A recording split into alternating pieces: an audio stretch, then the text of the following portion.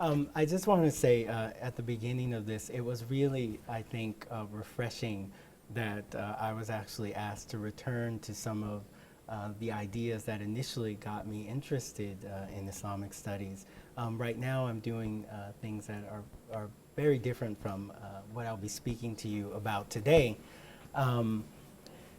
Which is I'm working on gender and law, but this was, I think, a good opportunity for me to go back and think about what it is about the field that I thought was important at the very beginning, and why I think a case should be made for the academic study of Shi'ism. So, as perhaps you all know, Shi'ism, that is the distinction between Shi'ism and Sunni Islam, is perhaps the oldest and most enduring historical, political, and theological distinction or division in Islamic civilizations. The historical origins of the Shi'i community has been the subject of ongoing disagreement between so-called Western scholars and traditional Shi'i chroniclers and hagiographers.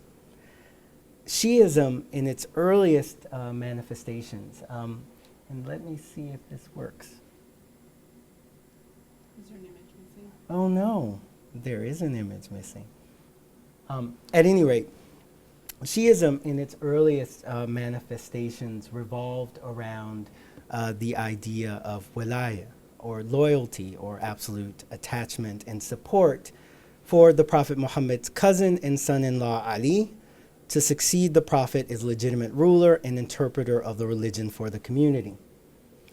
Shi'i doctrine projects the existence of this form of Shi'ism back to the Prophet's demise or even before. And in fact, there is growing academic support for this view among scholars in Europe and the United States, and relatively recent works by Wilfred Madeline, Patricia Crona, Martin Hines have found support for traditional Shi'i accounts in the historical record. In any case, there's general agreement that Shi'ism existed as a coherent and distinct point of view with a recognizable identity from the formation of the first Islamic polity. And in less than 30 years after the death of the Prophet Muhammad by the First Civil War, that ultimately culminated with the murder of Ali, it was clear that the Shi'at Ali, or Ali's party, represented a distinct community that expressed not only its political and military aspirations, but also involved claims to religious authority. Now, Islamicists have tended to ignore the religious dimension of early Shi'ism, and in fact reduce the conflict to issues revolving around the nature of the successorship to Muhammad. And in fact, sometimes more generously attribute it to an issue of personal allegiance to Ali and his descendants.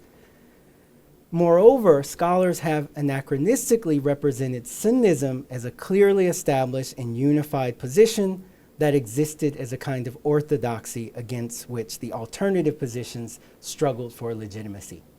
So what I'm saying here is it is almost, at least in the scholarly imagination, this idea that there was some kind of consolidated Sunnism that fell from the sky, ready formed, full of all of the kind of doctrinal assumptions that we associate it with today.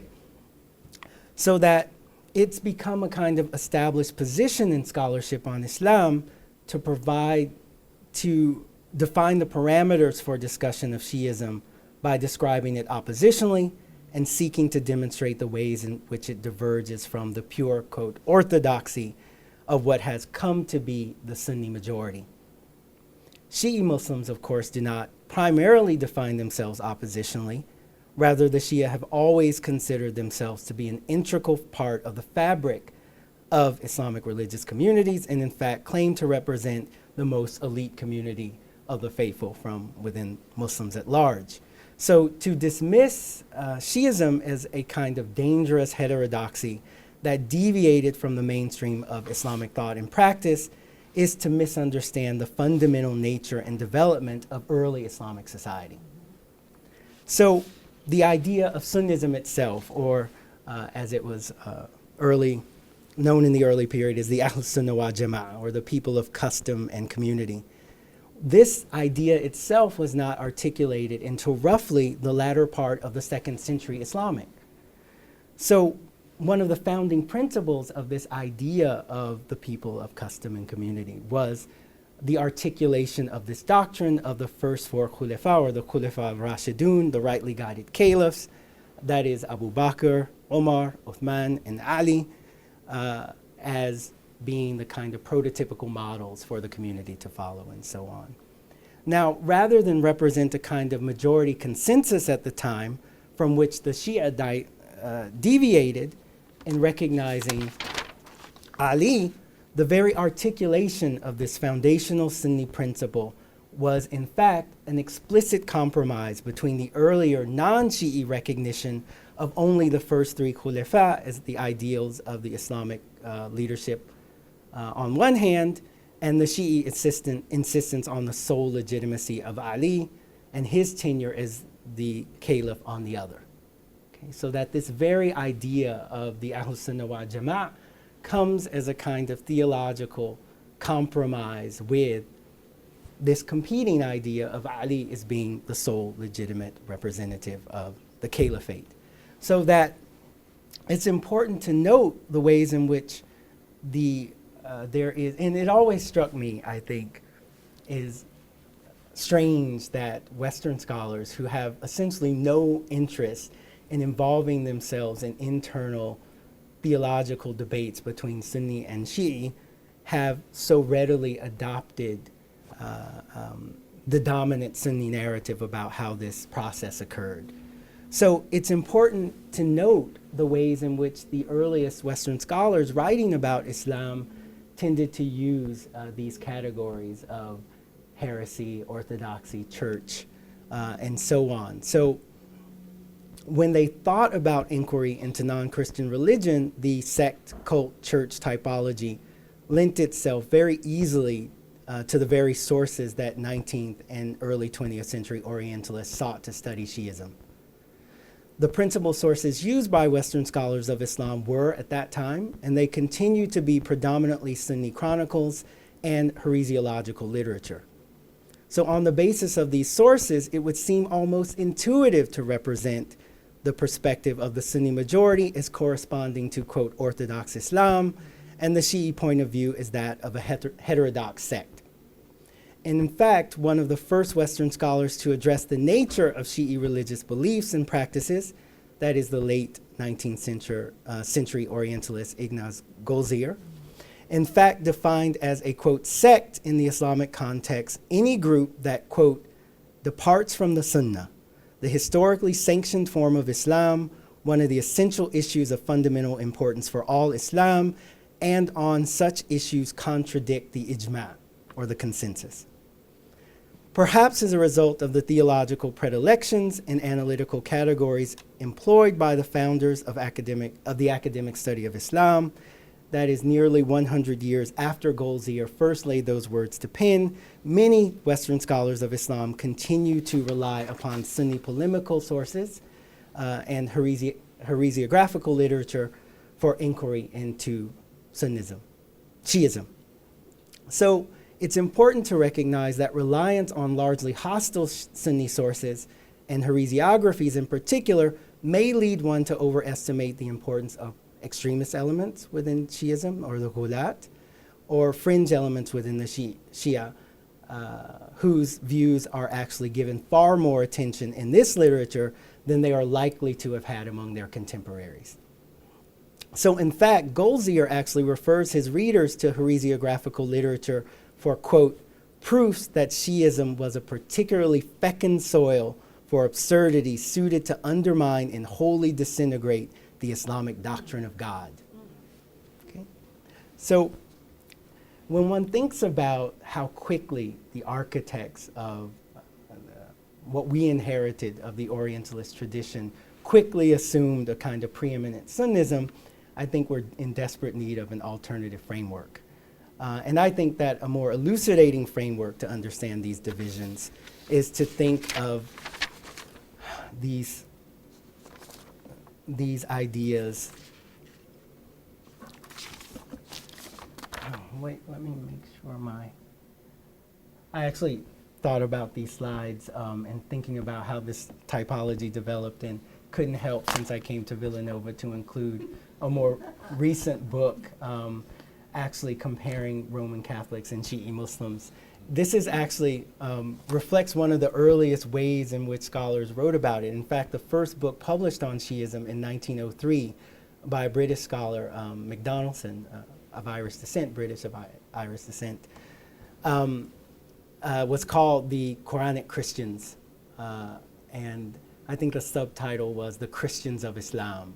So there was always this idea that there was something particularly suited to comparing, in fact, Catholicism and Shi'ism in particular. Okay, on the surface, there are all of these things that seem to be compatible: structured religious hierarchies, a kind of informal clergy with titles and rankings and so on. So it was all too neat and all too seductive for these early Orientalists to resist. At any rate, the alternative. I think a more elucidating framework is to think of them as, that is, Sunnism and Shi'ism as two branches or streams of thought in Islam, of course of varying size, both of which can be regarded as authentic expressions of Islamic piety. These streams should not be envisioned as proceeding in paths of clear divergence from one another. Rather, the two converge at many points intellectually, politically, and historically. It becomes clear upon detailed examination and analysis of hagiographical and polemical literature from both sides that it's not a matter of two streams progressively subdividing into numerous small rivulets of thought. Rather, the Sunni-Shi'i dichotomy is more accurately compared to a series of small tributaries, which eventually coalesce into two streams that we recognize today as Sunnism and Shi'ism. Okay? You see, I got carried away last night with the water metaphors. With relatively few exceptions, most studies addressing Sunni-Shi'i relations begin and end with the formative period of Islam. Okay, so that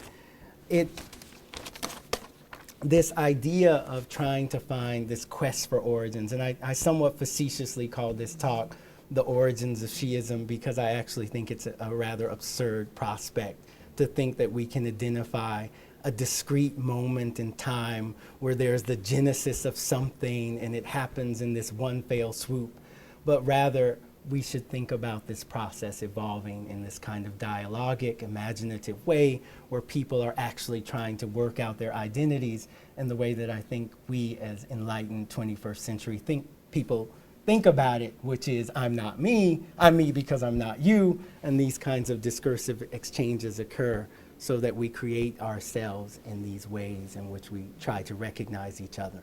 Okay, so I hate to sound too much like Lacan, but especially since, at any rate, this kind of emphasis on the early period is problematic, so that one, it ignores subsequent developments and relations between the two communities.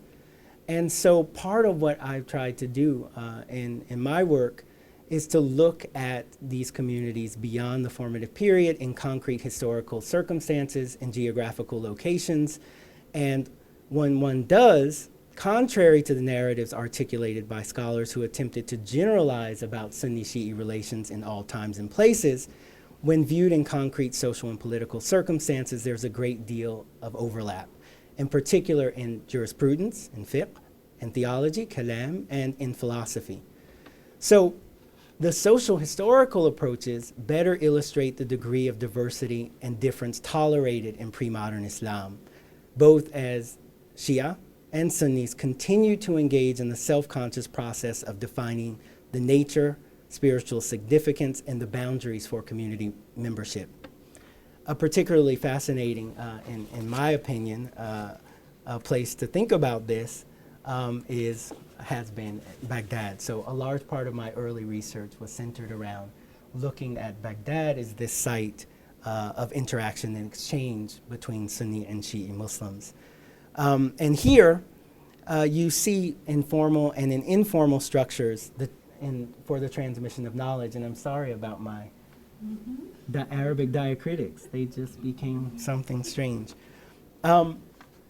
at any rate, Baghdad was an important place when one looks at learning and study across sectarian lines, so that when we look at learning in a particular historical context, and for me that was the 7th and 8th centuries, and look at a variety of different genres of literature, including biographical dictionaries, chronicles, awqaf, endowment deeds, Islamic legal texts, theoretical texts, polemical treaties, ijazat or teaching permissions, genealogical works, essentially anything I could get my hand on, you see a much more nuanced picture of what's taking place, especially once you get beyond the kind of go-to historical sources, which are chronicles and so on. So these medieval sources abound in references to Shi'i scholars participating in Sunni educational circles, both as students and teachers, in actually formal institutions of learning, madaris, and in study groups. And in many cases, the Shia attempted to conceal their identities by practicing taqiyya. And then there are other cases where people openly studied in both private and public contexts. For example, I looked at all of the entries in Kamal ad-Din Abdul Razak's Ibn al-Fuwati's Majma' al-Adab fil Mu'ajjam al-Alqab, which I love to say because every Arabic book title rhymes, which is nice. But when I looked at the entries for this book, I was able to confirm that nearly half of the individuals recorded in this biographical dictionary had studied with one or more, were Shia who had studied with one or more Sunni teachers.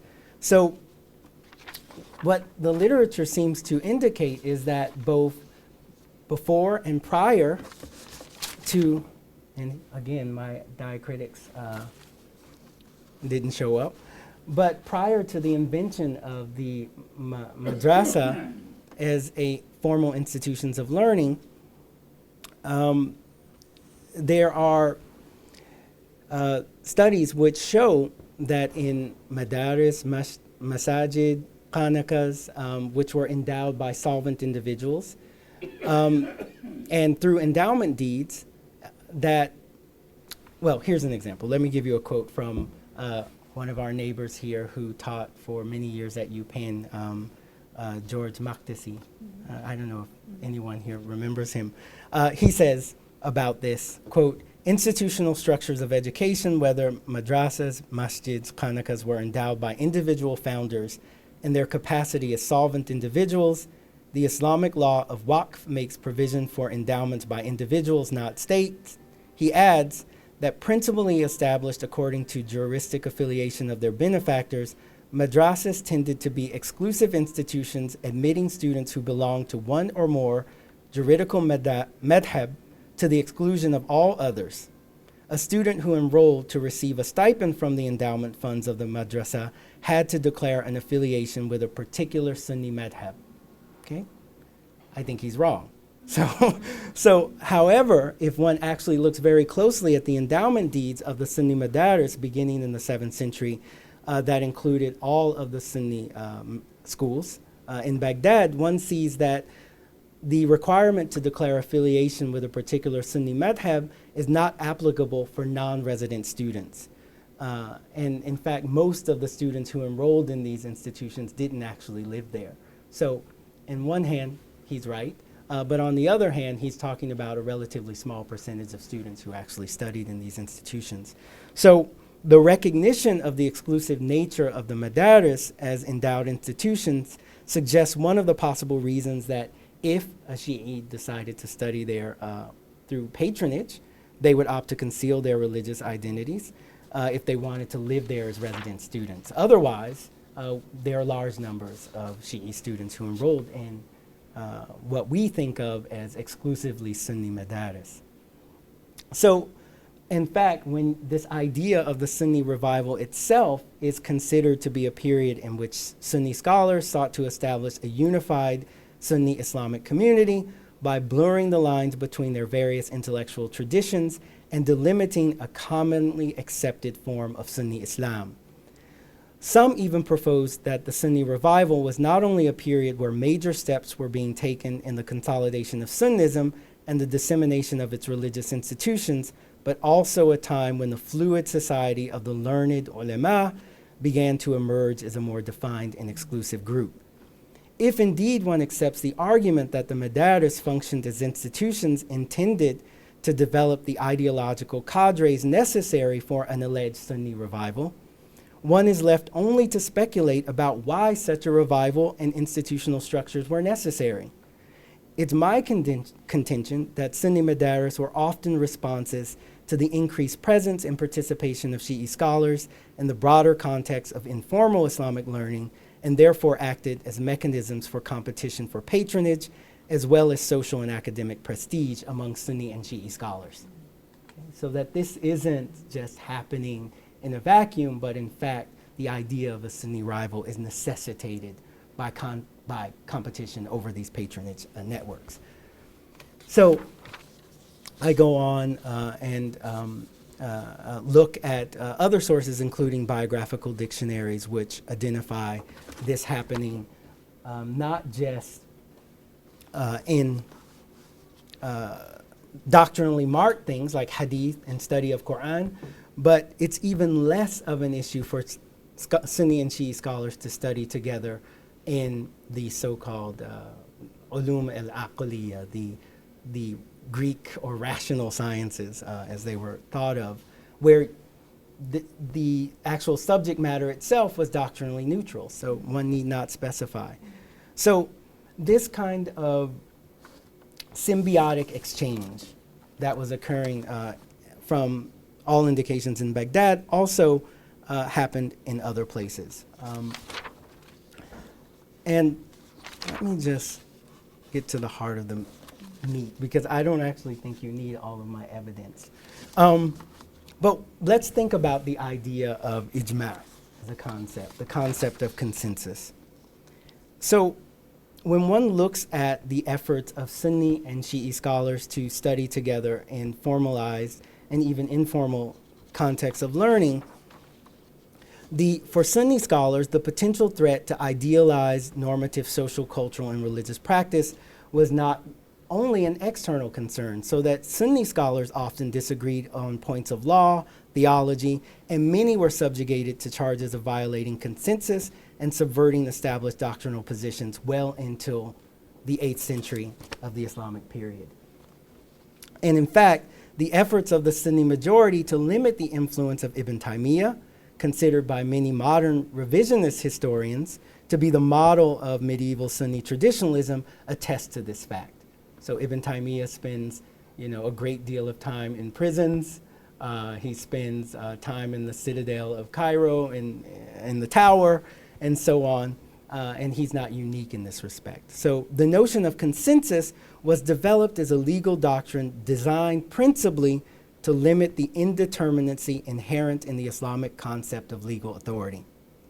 The doctrine of ijma', more plainly stated, argued that at a certain point, established Islamic doctrinal formulations and methodological perspectives were not permitted to be subject to any further investigation or consideration. Once a consensus is reached on an issue, the issue is considered to be permanently resolved. The doctrine of consensus proved to be, of course, a quite problematic notion. Although the majority of Sunni scholars of Islamic jurisprudence to some degree accepted the notion of consensus, they disagreed on whose consensus counted. The companions of the Prophet, the jurists, the general community, whose opinion actually made up the consensus. They also agreed temporally, that is, whether the consensus of all jurists should be counted, the jurist of a specific geographical location, or only a jurist with specific qualifications and prerequisites. They also disagreed on how to verify consensus, for instance, whether the silence of a jurist on a particular issue could count toward the consensus. In addition, they disagreed on whether the consensus of one generation binds subsequent generations, or whether consensus established in one region bound other regions. And more importantly, the majority of jurists recognized that refusing or denying a consensus does not establish one as a kafir or an unbeliever. So that the contested issues surrounding the doctrine of consensus ultimately mean that ijma' functioned as a rhetorical device in polemics among various schools, most prominently in debates among Sunni and Shi'i scholars. However, the overemphasis on consensus obscures the degree of diversity present and tolerated among medieval Sunni jurists themselves, and in fact ignores the fields of religious learning in which Sunni and Shi'i scholars study together in relative cooperation. So ultimately, when one looks at the history of Sunni-Shi'i relations, consensus, at least as far as I'm concerned, functions only as a kind of abstraction, a rhetorical strategy designed to limit the opinions on the other side. But it's interesting that when one thinks about it today, people actually make arguments as if consensus is a real operative principle. I mean, there's this distinct kind of shift in modernity and thinking about it, and I hope to say something about that later. So one of the things as well, I don't want to tell you any more about that. Don't want to tell you about that. And I'm going to try and speed it along. So that if one looks at, more importantly, when one thinks about the development of this history as Shi'is responding to things that are occurring within this kind of, first of all, there's no evidence in particular places and particular times about what the demographics of communities were. So there's very little work that's been done about, say, in Kufa, how many Shia were there versus how many Sunnis were there. Or if you look in, say, a city like Najaf in the 8th century, which neighborhoods were Sunni, which neighborhoods were Shi'i, all of the kind of demographic information that we would need to talk about majority-minority status has yet to be determined. So a lot of the way we think about this kind of dominant and ascendant Sunnism is a retrojection and anachronistic thinking based upon how things ultimately shaped out today.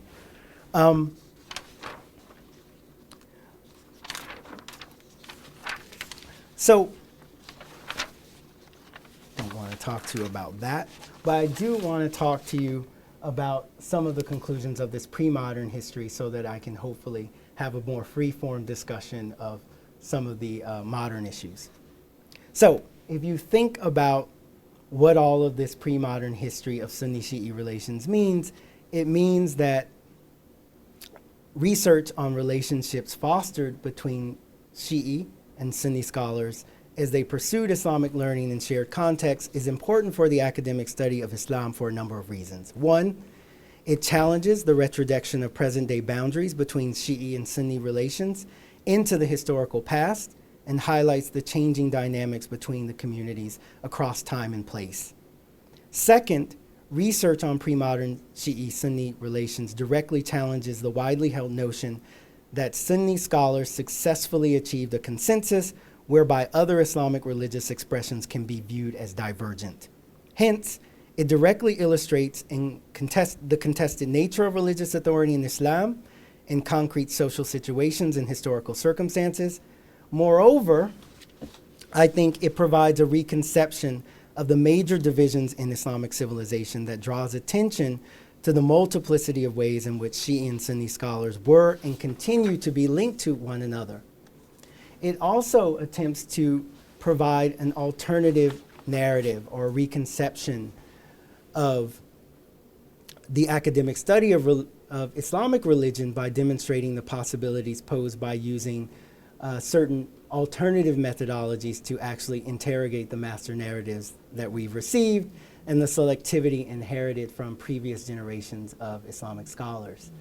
And I think that that's really what's essential about thinking about this problem, so that I've sort of given you a very quick overview of how these groups emerge, which differs from essentially every single textbook that you would get that would talk about the origins of these two communities. And almost every published work begins with conflict between this kind of established Sunni community and these partisans to Ali, arguing for their political aspirations and then beginning therein, which completely stands in the face of the sources that actually reveal a picture of people competing to discover who they are simultaneously, so that the kind of proto-Sunni and proto-Shi'i communities came to know each other through discursive engagements, intellectual engagement, and even through this process of political disagreements over time.